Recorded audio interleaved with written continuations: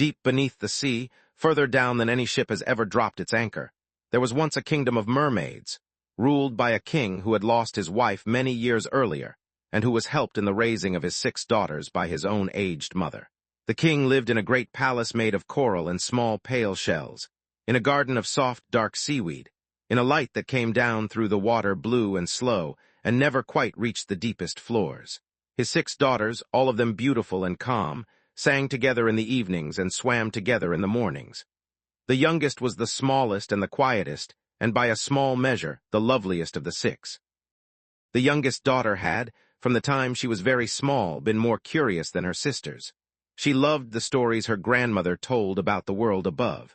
She kept a small garden in the shape of the sun.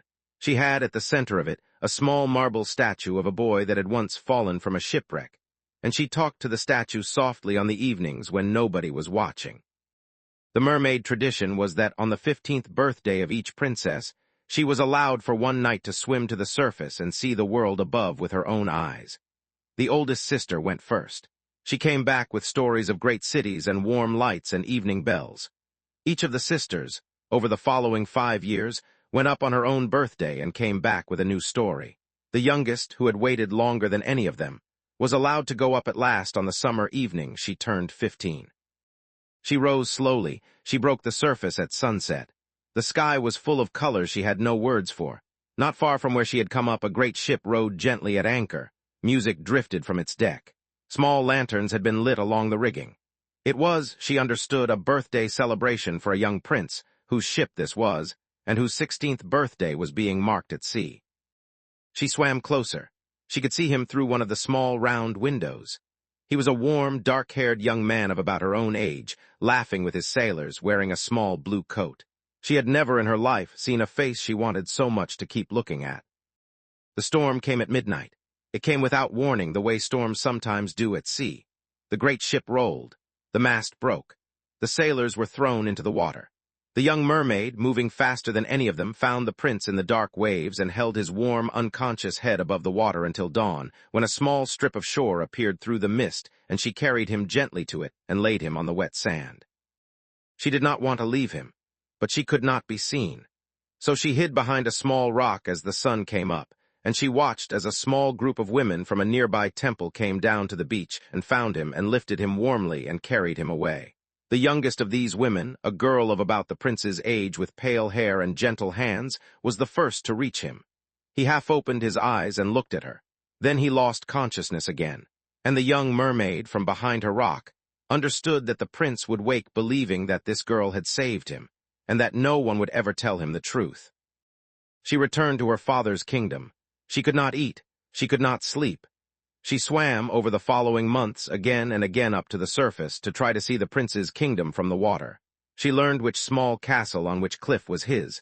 She watched him walk on his own beach in the evenings. He never saw her.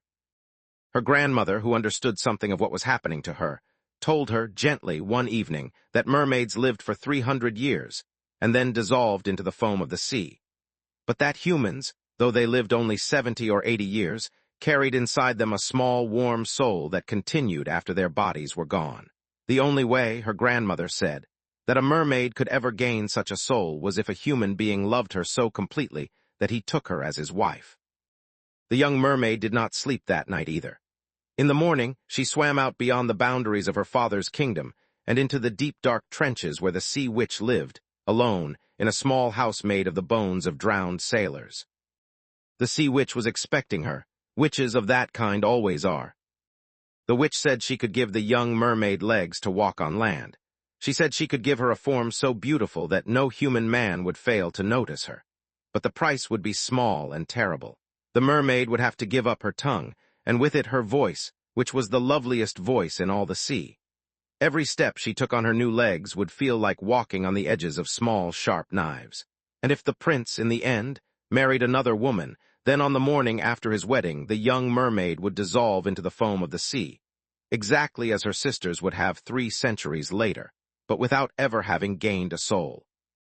The young mermaid agreed. She let the witch cut her tongue from her mouth. She drank the small dark drink the witch gave her. She swam to the beach below the prince's castle, and when she woke on the sand at dawn, she had 2 small pale legs, and the prince himself was standing over her, warmly astonished, asking her name. She could not answer. She smiled instead. He took her to his palace. He gave her small, warm clothes. He asked her over the following days many gentle questions, and when she could not answer any of them, he only kissed her hand and said she was the strangest and warmest small stranger he had ever met. She lived in his palace for many months. She danced for him in the evenings. Her dances, everyone said, were the most beautiful dances anyone in the palace had ever seen. Each step felt like walking on knives, exactly as the witch had promised.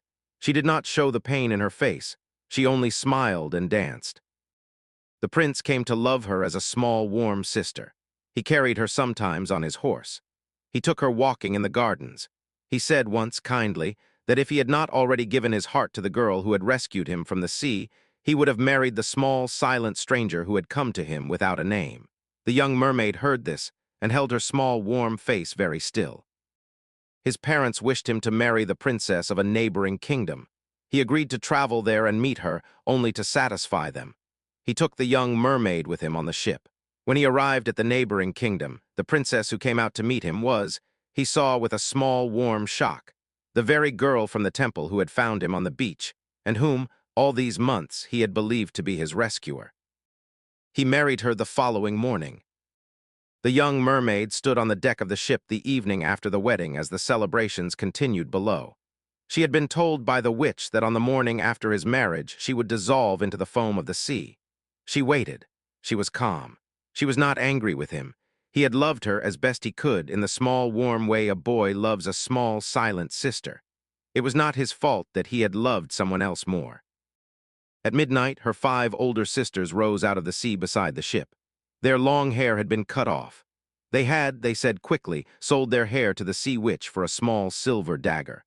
If the young mermaid took the dagger and killed the prince before dawn, and let his warm blood fall on her small, pale feet, her feet would become a mermaid's tail again, and she would be able to return to the sea and live her 300 years. She took the dagger. She went down to the small cabin where the prince and his new wife lay sleeping. She looked at him for a long time. She could not do it. She loved him more than she had ever loved any life of her own. She went back up on deck. She threw the dagger far out into the sea. She threw herself into the sea after it. She did not dissolve into the foam. She rose instead into the warm air of the dawn. Around her floated the small, transparent shapes of many others like her, who had done, in their own small, warm ways, something similar. She was, they told her gently, a daughter of the air now. She would live in this new form for 300 years, and by small kindnesses she performed in the world of living people, she would slowly, over those 300 years, gain a small, warm soul of her own. She looked down. She saw the prince come out on deck at dawn, sleepy and warm, and search the water for her without knowing exactly what he was searching for. She kissed him gently on the forehead. He felt only a small, warm breeze. She rose, she joined the others. She began, on that first morning, her long, slow work of earning what the sea had not been able to give her. And the little garden she had once kept, in the shape of the sun at the bottom of the deep, dark sea, went quietly